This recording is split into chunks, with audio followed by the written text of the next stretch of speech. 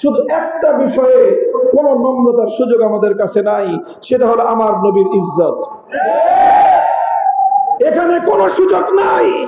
আল্লাহর কসম খেয়ে বলে, আমার পয়গম্বরের ইজ্জতের উপর আঘাতকারী আমার নবীকে যদি কেউ গালি দেয়, এক মুহূর্তের জন্য আমার পয়গম্বরের ইজ্জতের প্রশ্নে কারো সঙ্গে আপোষ করা যাবে না। এটা গেল 3 নম্বর কথা।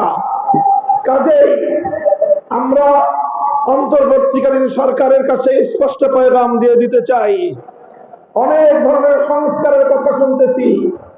রাষ্ট্র সংস্কার করবেন, ভালো কথা। নির্বাচন ব্যবস্থার সংস্কার করবেন, আরো ভালো কথা। দেশে ফ্যাসিবাদ যেন তৈরি হতে না পারে, সেই ফ্যাসিবাদের উৎসমুখ বন্ধ করবেন, ভালো কথা। স্বৈরতন্ত্রের সকল